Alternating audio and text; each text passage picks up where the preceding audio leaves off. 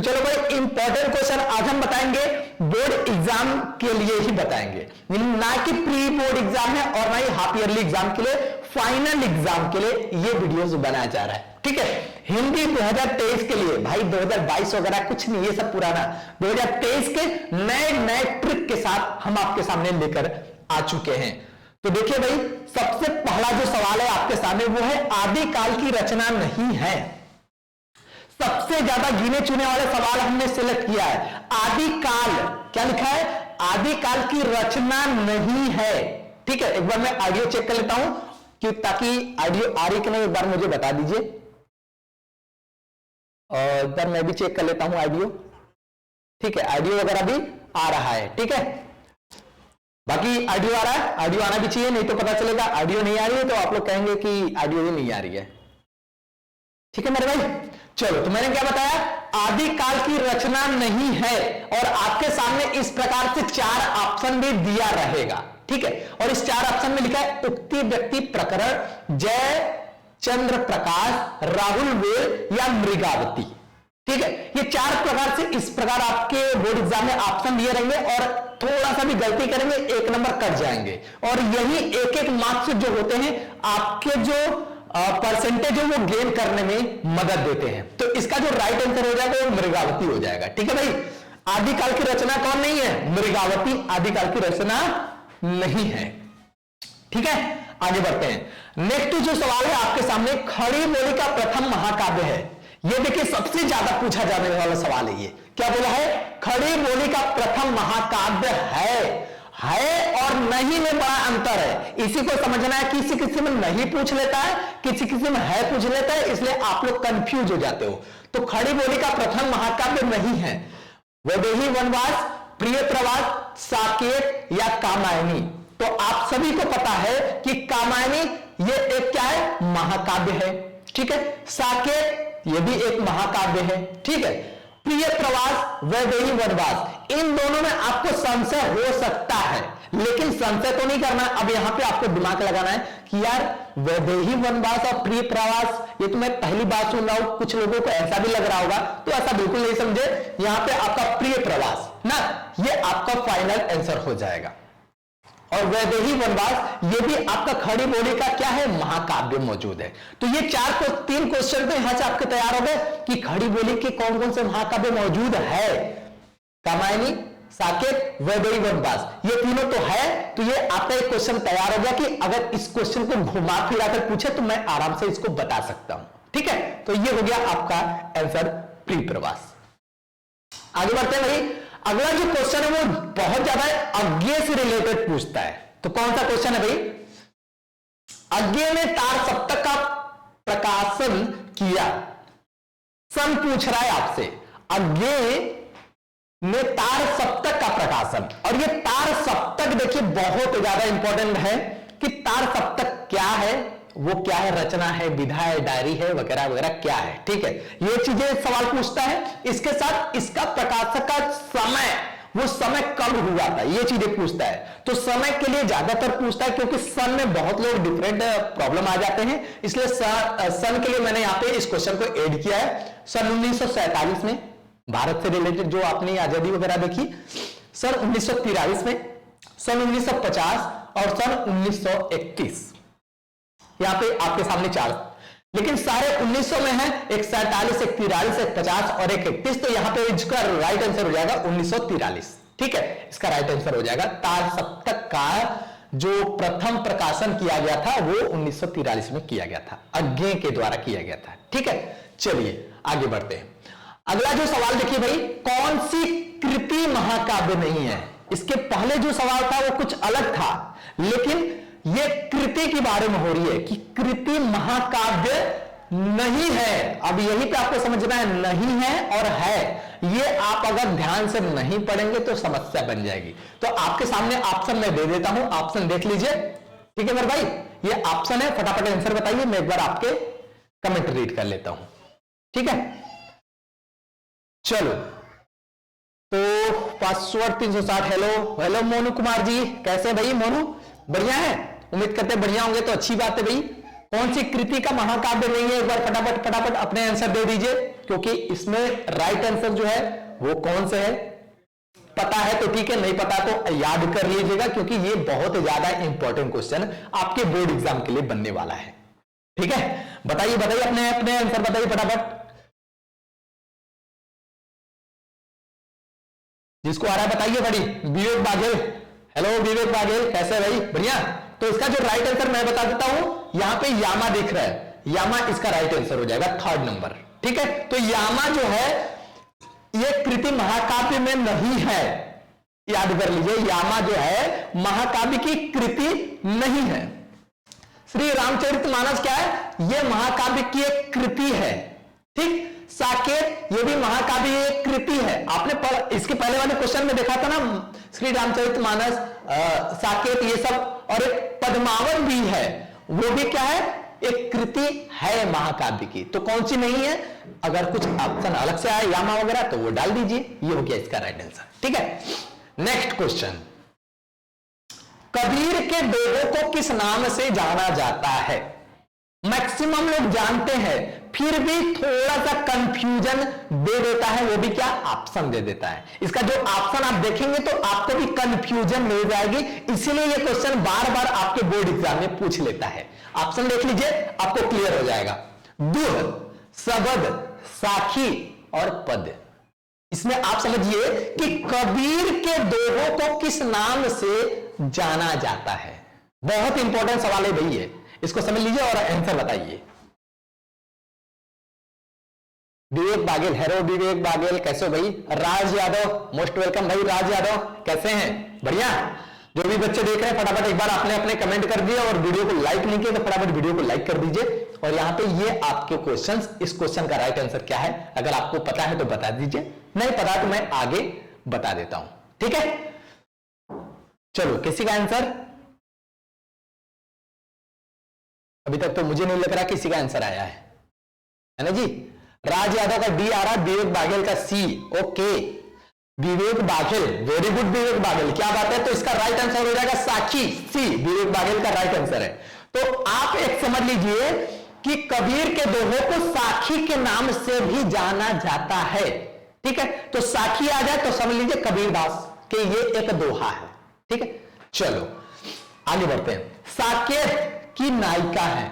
अब देखिए साकेत, यहां पे दो क्वेश्चन बन सकते हैं। साकेत क्या है? साकेत एक खड़ी बोली का महाकाव्य भी है और कृति का महाकाव्य भी है। ये चीजें तो क्लियर है, क्योंकि साकेत आपके ऑप्शन पीछे आ चुके हैं। तो जो भी क्वेश्चन मैं बता रहा हूं उस क्वेश्चन को और क्लियर करते चलिएगा। साकेत क्या है? ये एक महाकाव्य भी है, खड़ी बोली का और कृति का महाकाव्य है। ठीक, चलो अब ये साकेत की नायिका कौन है? भाई नायिका भी तो होना चाहिए इसके। तो देखिए यशोधरा, उर्मिला, राधा और द्रौपदी, ये चार ऑप्शन आपके सामने हैं। आपके दिमाग में जो आ रहा है बता दीजिए, नहीं पता है तो कोई बात नहीं यार, याद करके जाइए। इस तरह से जो मैं बता रहा हूं आपके दिमाग में ये चलने लगेगा, जब आपके बोर्ड एग्जाम में ये क्वेश्चन आ जाएगा तो पता चल जाएगा, अरे हाँ यार सूरज सर ने कुछ बताया था मुझे इससे रिलेटेड। तो आपको ये दिमाग में अगर आ गया तो उसमें आप टिक करके आ सकते हैं आराम से। ठीक है, देखिए भाई साकेत की नायिका कौन है? यशोधरा, उर्मिला, राधा, द्रौपदी। बताइए आंसर। हीर खान, हेलो हीर खान। राज यादव बी, ओके यार राज यादव, मैं देख लेता हूं भाई कौन सा राइट आंसर आपके भी देख लेता हूं अभी फटाफट। ठीक है, तो इसका जो राइट आंसर हो जाएगा मेरे भाई वो है उर्मिला बी। बिल्कुल सही बताया आपने भाई। ठीक है, आपके कौन से कमेंट से भाई? Raj Yadav, very very most welcome भाई, बहुत अच्छी बात है, आपने सही जवाब दिया, उर्मिला। तो साकेत में उर्मिला ही नायिका है। किसी भी देखो मूवीज को देखते हो, किसी भी आप शॉर्ट फिल्म को देखते हो तो उसमें एक नायक होता है, एक नायिका होती है। तो उस नायक और नायिका पर आधारित टोटल की टोटल मूवीज होती है। उसी प्रकार से साकेत जो एक महाकाव्य है, उस महाकाव्य में जो नायिका का मेन किरदार निभाने वाली है और वो है उर्मिला। ठीक है, तो साकेत अगर आपको पढ़ने को नहीं मिल पा रहा है तो आप क्या करिए, गूगल पे जाइए, वहां पे लिखिए साकेत महाकाव्य। आपको अगर कुछ उसके पार्ट मिल जा रहा है तो उसी को पढ़ लीजिए, उसमें ज्यादातर जिक्र उर्मिला का किया गया है। क्लियर है भाई ये चीजें? आगे बढ़ते हैं। जयशंकर प्रसाद कृत कामायनी किस प्रकार का काव्य है? आपको पता है अच्छी तरह कि जयशंकर प्रसाद ने कामायनी लिखा था। यह क्वेश्चन एक बन गया ना। जैसे मान लीजिए क्वेश्चन बोल दिया कि जयशंकर प्रसाद की कामायनी क्या है या नहीं, इस तरह से बोल के 4 ऑप्शन दे सकता है। तो जाहिर सी बात है कि आपको ये याद कर लेना है कि जयशंकर प्रसाद की एक कामायनी किस प्रकार की एक काव्य है, ये पूछ रहा है। ये किस प्रकार की काव्य है, काव्य तो है लेकिन किस प्रकार की है ये बताना है। तो देखो भाई, ये खंड काव्य है या महाकाव्य है या मुक्तक काव्य है या इनमें से कोई नहीं। ऑप्शन आपके सामने, बताइए बताइए भाई। मैं देख लेता हूं आपके ऑप्शंस।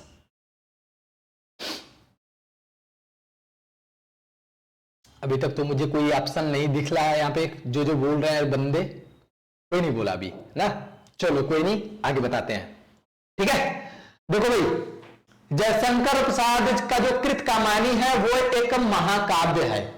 ठीक है, कामायनी एक महाकाव्य है, रामचरितमानस भी महाकाव्य है, इसके साथ साकेत भी महाकाव्य है, यामा महाकाव्य नहीं है। ये चीजें देखो नॉर्मली याद करने वाली बातें हैं। अब ये नहीं कहेंगे कि ये आप एग्जाम के बेसिस पे ही याद करिए, नहीं, आप इस चीज को अपने नॉलेज के लिए भी याद कर सकते हैं। ठीक है, एग्जाम के लिए ही नहीं, नॉलेज के लिए भी याद कर सकते हैं। आगे बढ़ते हैं, क्वेश्चन नंबर 1, अज्ञेय द्वारा संपादित सप्तकों की संख्या। देखिए 2 क्वेश्चन इसमें बना और सप्तक से रिलेटेड अज्ञेय ने सप्तक एक महाकाव्य जो लिखा था, यह सबसे ज्यादा सबसे ज्यादा पूछे जाने वाला ये सवाल है। इसकी वजह से इस क्वेश्चन को मैंने बार बार घुमा फिरा के डाला है। ठीक है, अज्ञेय द्वारा संपादित सप्तकों की संख्या कितनी है यह बताना है। ऑप्शन आपके सामने यहां पे मौजूद है। ठीक है, देखो भाई, अज्ञेय जो है ना, इन्होंने सप्तक,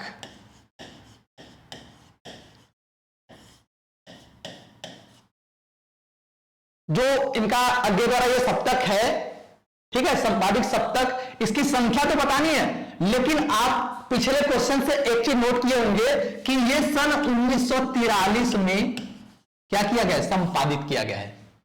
ये टोटल कब किया गया है, 1943 में, और कितने संख्या में वो यहां पे बताना है, 1 2 3 4, कितने संख्या में, तो ये आपको बताना है। ऑप्शन आपके सामने है, आंसर आप फटाफट कमेंट में कर दीजिए। नहीं पता है तो थोड़ा सा धैर्य बनाइए, मैं बता देता हूं, याद करके जाइएगा। 2 क्वेश्चन आपका तैयार हो रहा है। इस सप्तक को कब किया गया था, 1943 में, और कितने मात्रा में भाई, 3 मात्रा में। ठीक है, तो ये चीजें आपको याद कर लेना है। तो ये हो गया इसका राइट आंसर 3। तो अज्ञेय द्वारा संपादित सप्तकों की संख्या 3 होगा। ठीक है मेरे भाई, चलो सी, Prashant Kumar, very good Prashant Kumar, very good, क्या बात है भाई, माइंडेड बॉयज। ओके, आगे बढ़ते हैं, आगे बढ़े भाई अगले क्वेश्चन की तरफ। क्वेश्चन नंबर 9, अगला जो क्वेश्चन है, हिंदी साहित्य के किस काल को, हिंदी साहित्य के किस काल को पूर्व मध्य काल कहा जाता है।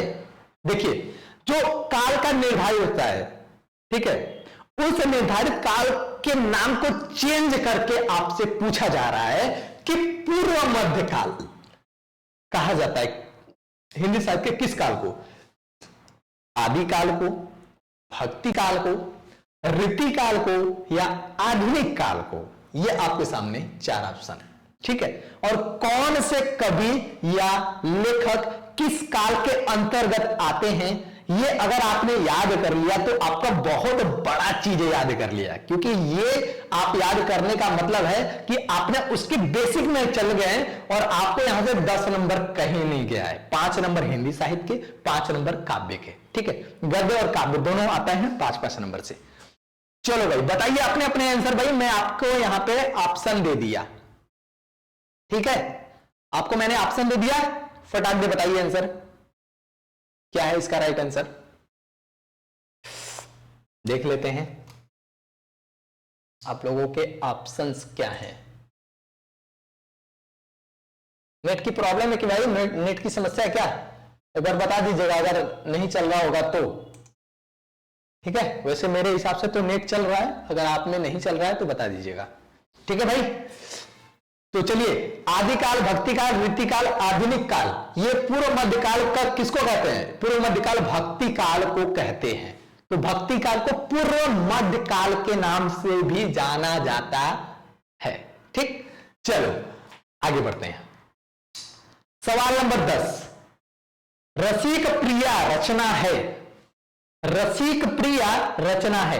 इस प्रकार से उटपटांग सवाल जो है ना, ये ज्यादातर गद्य से पूछा जाता है। तो क्या करेंगे भाई, रसिक प्रिया जो है ये गद्य से नहीं है, ये काव्य से है।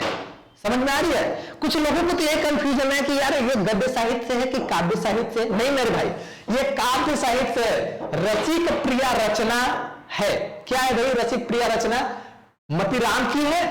किन्होंने लिखा है? किस कवि ने लिखा है? मतीराम कवि ने लिखा है, या केशवदास ने, या नरपति नाल की, या सुमित्रानंदन पंत ने? ये सारे कवि हैं। किस कवि ने रसी प्रिया रचना किया है? बताइए, ऑप्शन फटाफट आपके सामने है, बता दीजिए। जो भी ऑप्शन लग रहा है फटाफट बता दीजिए, मैं चेक कर लेता हूं। ठीक है, बताइए फटाफट।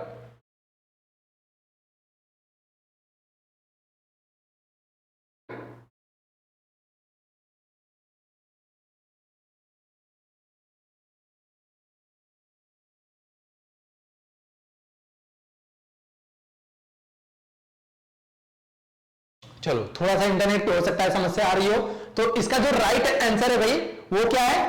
केशव दास की। तो केशव दास ये जो है इसका राइट आंसर हो जाएगा। तो आपने यहां पे देखा कि 10 क्वेश्चन जो महत्वपूर्ण सवाल है वो मैंने आपके सामने इस प्रकार से दे दिया। और ये जो मैंने 10 क्वेश्चन बताया, ये इसमें काव्य और गद्य दोनों मैंने शामिल करके दिया है। ठीक है, समझा देते हैं एक चीज। देखिए, गद्य से 5 क्वेश्चन पूछे जाते हैं और काव्य से 5 क्वेश्चन पूछे जाते हैं। और एक क्वेश्चन 1 नंबर का होता है, तो ये 5 नंबर आपको यहां पे मिलेंगे, 5 नंबर यहां पे। और ये जो 5-5 नंबर पाने के लिए होता है, वो सबसे ज्यादा महत्वपूर्ण सवाल जो है, ये मैंने आपको 10 सवाल यहां पे दे दिया है। और भी अभी आगे वीडियोस बनाने वाले हैं, क्योंकि ये 10 क्वेश्चन ही याद करने से तो बहुत कुछ होने वाला नहीं है। और भी क्वेश्चन हमने शामिल किया है जो आपको नेक्स्ट वीडियो में मिल जाएगा, क्योंकि केवल हिंदी ही पढ़ने से तो सब कुछ नहीं होगा ना। आपको और भी सब्जेक्ट चाहिए, तो जिसमें आपको मैथ्स मिलेंगे, फिजिक्स मिलेंगे, केमिस्ट्री मिलेंगे, अलग अलग सब्जेक्ट को और भी हम लेकर अभी चलने वाले हैं। ठीक है, तो बस आज के लिए इतना ही, मिलते हैं नेक्स्ट वीडियो में। ठीक है मेरे भाई।